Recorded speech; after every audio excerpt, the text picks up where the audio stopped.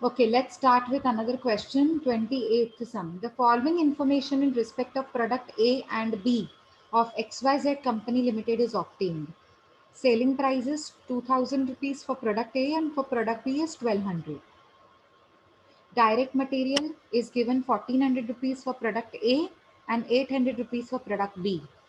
Come to the left hand side. 1 minute. Okay, the direct labor hours is rupees 4 per hour, and for product A it is 20 hours and for product B is 40 hours. I know it's not visible, but it's little blur, but let me tell you that is 40 hours. Okay. Oh, okay. Yeah, please note down it is 40 hours for product B. Variable overheads is 100% of direct wages, and that is 80% of direct wages. Product B is 80% of direct wages. Okay. Next, fixed overheads are 50,000 in total, means total fixed overheads. You are required to calculate the percentage of marginal product cost and contribution per unit.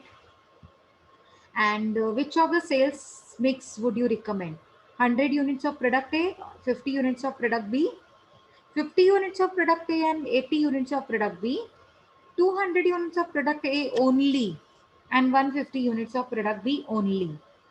So which one would be the best? Okay. So first you have to make marginal cost sheet. Come on, make it together. नहीं तो ज़्यादा time लगेगा. बनाओ, ऊपर से लिखो पहले marginal cost sheet. And how many columns? Particulars, product A, product B. But product A and B has to be divided into 2 columns, inner column and outer column. Make it. I'm giving you 1 minute.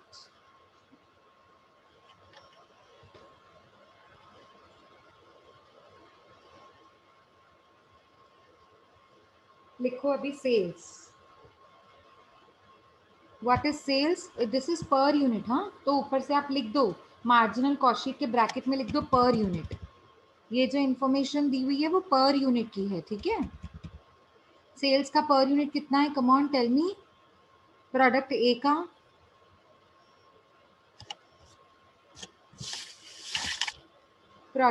का per unit कितना है? ऊपर table में दिया हुआ ना, यहाँ पर.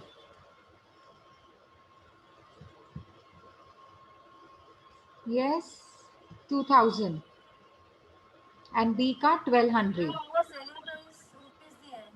हाँ हाँ बच्चा, रुपीस पर यूनिट ही तो होता है. आप एक प्रोडक्ट को 2000 रुपए में भी तो बेच सकते हो ना. थोड़ा महंगा प्रोडक्ट बना रहे होंगे आप. ₹2000 पर यूनिट, मतलब एक यूनिट को आप 2000 रुपए में बेच रहे हो, तो सही तो है. ₹2000 पर यूनिट. ठीक है. थोड़ा महंगा प्रोडक्ट है ये.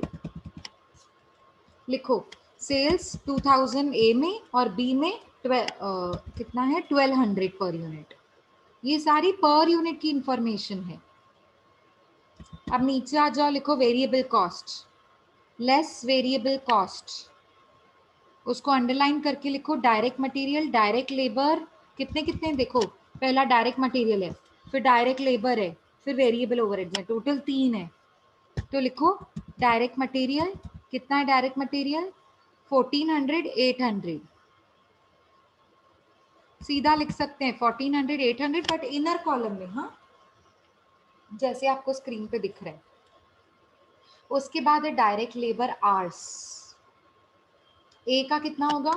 देखो 20 आवर्स है और पर आवर का कितना है? 4 रुपीज पर आवर. 1 आवर का आप उनको पेमेंट कितना देते हो? 4 रुपीज. तो 20 आवर्स का कितना होगा? 20 into 4. Tell me how much is it?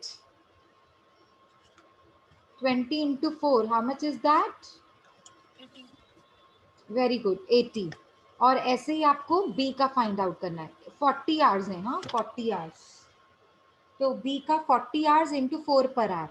तो 40 इंटू 4 मतलब कितना हो जाएगा? 160. 160. Very good. ऐसे ही हमको वेरिएबल ओवरहेड्स फाइंड करने. वेरिएबल ओवरहेड्स है 100% ऑफ डायरेक्ट वेजेस ए का. तो ए की वेजेस कितनी है? 80. 80 इंटू 100%, 80. किसी भी चीज का 100% कितना होता है? सेम, उतना ही जितना दिया हुआ है. अच्छा, बी का बी का है 80%, यहाँ पे विजिबल नहीं है इतना, बट मैं आपको बता रही हूँ it is 80% of direct wages. तो आपका प्रोडक्ट बी का वेजेस कितना है 160, तो ब्रैकेट बनाएंगे आप 160 इंटू 80%, तो वेरिएबल ओवरहेड्स कितने हो जाएंगे? 128. Very good 128। अब तीनों वेरिएबल एक्सपेंसेस का टोटल कीजिए, ए के एंड बी के, उसके आउटर कॉलम में लेकर आइए, आउटर कॉलम में लेकर आइए। 1080. Very good 1088. हाँ वो बी का, और ए का कितना है 1088, आपका बी का आंसर है। और ए का Yes. कितना है? Is it 1560? Yes, ma'am. हाँ। 1560. अब आपको क्या करना है, सेल्स में से वेरिएबल कॉस्ट को माइनस करना है, तो मिल जाएगा आपको कंट्रीब्यूशन पर यूनिट। लिखो कंट्रीब्यूशन इज इक्वल्स टू, ए का कितना है? 4400. वेरी गुड 440, नहीं 4400 नहीं है वो बच्चा, No, 440 ma'am. रुपीज। 440. 440. हाँ वेरी गुड। और बी का कितना है? बी का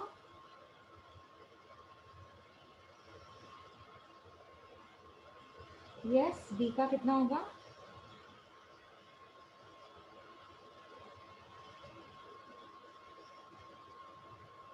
मैम बी का सेल्स कितना है? बी का सेल्स है 1200, दिया हुआ है ना, ये देखो क्वेश्चन में दिया हुआ है, यहाँ पे देखिए आप, आपको दिखेगा। 112. हाँ 112. हाँ 1200, इट इज 1200।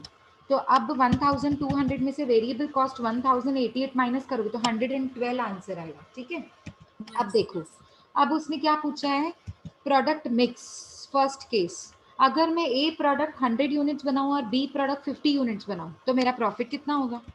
देखो फर्स्ट केस, 100 यूनिट्स मैंने ए के बना लिए और 50 यूनिट्स मैंने बी के बना लिए, इसने टेबल में कर दिया है अभी, ठीक है। तो प्रोडक्ट ए बी, यूनिट्स 150, तो कंट्रीब्यूशन का आंसर पर यूनिट ऑलरेडी आपने निकाला है 440 एंड 112, जो अभी अभी निकाला ना कंट्रीब्यूशन पर यूनिट 440 एंड 112। तो अब क्या करोगे, उसको नंबर ऑफ यूनिट्स के साथ मल्टीप्लाई करोगे तो आपको मिल जाएगा टोटल कंट्रीब्यूशन। देखो ए का कंट्रीब्यूशन कितना है 44,000, कैसे निकाला? 440 इंटू 100 यूनिट्स। Into हाँ, 100. और बी का कैसे निकाला? 112 इंटू 50, तो आपका आंसर आएगा 5600। दोनों को जब आप प्लस करोगे ना तो आपको आउटर कॉलम में मिलेगा total contribution. Yes. Very good. Total contribution में से टोटल फिक्स्ड कॉस्ट माइनस करनी, ये रही आपकी टोटल फिक्स्ड कॉस्ट, मेरे कर्सर को देखिए। टोटल फिक्स्ड कॉस्ट है 50,000, तो और टोटल कंट्रीब्यूशन है 49,600, तो आपका तो इनफैक्ट लॉस आ रहा है फर्स्ट केस में, देखो लॉस। Yes. Loss. Loss. ठीक है। अभी सेकंड केस देखिए, पहले देख लीजिए फिर आप लिख लीजिएगा। देखो सेकंड केस क्या है, 50 units of product A and 80 units of product B. Same table बनाएंगे, सिर्फ यहाँ पे यूनिट्स चेंज कर देंगे, 50 and 80। Contribution per unit same रहेगा 440 एंड 112। अभी इन दोनों कॉलम्स को मल्टीप्लाई करेंगे तो आपको मिलेगा कंट्रीब्यूशन, दोनों को जब आप ऐड करोगे तो मिलेगा टोटल कंट्रीब्यूशन 30,960 रुपीज। अभी स्टिल आप देखोगे तो फिक्स्ड कॉस्ट ज्यादा है, कंट्रीब्यूशन कम है, तो लॉस Yes. आएगा, इनफैक्ट आपका लॉस बढ़ गया। अच्छा, अभी अब अगर थर्ड केस देखो, थर्ड केस में मैंने सिर्फ प्रोडक्ट ए को बनाया 200 यूनिट्स, बी बनाया ही नहीं है, सिर्फ प्रोडक्ट ए बनाया। देखो यहाँ पे प्रोडक्ट ए, यूनिट्स 200, कंट्रीब्यूशन 440। अब मुझे एक ही कंट्रीब्यूशन लेना है 440, 112 लेना ही नहीं है बी का, तो मेरा कंट्रीब्यूशन कितना हो जाएगा 88,000, यही मेरा टोटल कंट्रीब्यूशन है क्योंकि बी है ही नहीं ना। उसमें से Yes. फिक्स्ड कॉस्ट, यस, उसमें से फिक्स्ड कॉस्ट 50,000 माइनस करूंगी तो प्रॉफिट आएगा 38,000। वाओ, 38,000. आप देख रहे हो सीधा लॉस में से प्रॉफिट आ गया 38,000 का। Yes. अब अब लास्ट केस देखो, अगर मैंने प्रोडक्ट बी बनाया और सिर्फ 150 यूनिट्स बनाई तो देखते हैं तो क्या। तो अगर प्रोडक्ट बी बनाया, यूनिट्स 150 बनाए और कंट्रीब्यूशन पर यूनिट कितना ऊपर हमने निकाला था 112, तो 112 into contribution into number of units 150, आपका कंट्रीब्यूशन आएगा 16,800, जो कि कंट्रीब्यूशन कंट्रीब्यूशन फिक्स्ड कॉस्ट से अगर कम होता है तो लॉस आता है ना, यहाँ पे क्यों प्रॉफिट आ रहा है? करो तो एक मिनट कैलसी पे, 150 इंटू 112, 150 इंटू 112 करो तो It's 60,800. 16,800, उसमें से माइनस करो फिक्स्ड कॉस्ट 50,000 रुपीज, तो लॉस आना चाहिए ना, माइनस में आंसर। लॉस हाँ, 33 तो इसमें गलती मतलब प्रिंटिंग मिस्टेक है, गलती से उन्होंने प्रॉफिट लिख दिया, but they should have been writing loss. So loss of 33,200। ठीक है, मतलब कितने केसेस में लॉस है? फर्स्ट ए केस में लॉस, बी केस में loss, and C case, C में प्रॉफिट था और डी केस में लॉस। तो कौन सा रेकमेंडेड है? सी सी सी, वेरी गुड। मतलब कैसे लिखोगे आप सेंटेंस, कैसे लिखोगे? 200 units of product A should be manufactured because the profit is highest। लिखा हुआ है देखो, XYZ company should go for sales mix of option number 3 of manufacturing 200 units of product A only as the profit is maximum in this case। Is it clear? Yes ma'am. अभी मैं everyone तो बोल नहीं पाऊंगी, Sapna and Alok. Okay, private tuition दे रही हूँ। Anyways, not not so worry. हम लोगों ने वैसे भी ये प्रोडक्ट मिक्स का पहले भी किया था, सेम ही था। इट्स जस्ट अभी 4 केसेस दिए थे तो मुझे आपको बताना था, बाकी के तीनों में लॉस है और इस केस में प्रॉफिट है। तो ये आप मैम मैसेज ले लिया, सॉरी क्या बोल रहे हैं? स्क्रीनशॉट ले लिया। हाँ, स्क्रीनशॉट ले लीजिए, फिर सॉल्व कर देना आप, ठीक है? Okay. Okay, just give me 2 minutes, अगर कोई होमवर्क वाला समय तो वो मैं बता दूँ, अदरवाइज हमारा चैप्टर हो गया, chapter is over. Okay ma'am.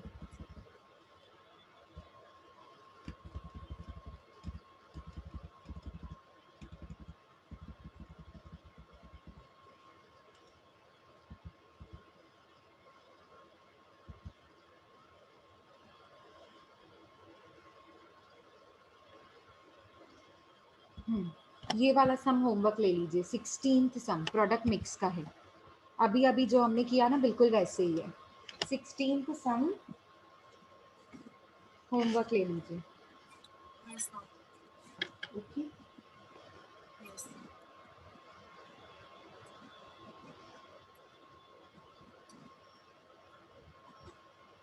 That और 71 सेल्स मिक्स। कौन सा वाला? 17 नहीं, नहीं नहीं 17 नहीं, 16th वाला लीजिए, सिर्फ 16।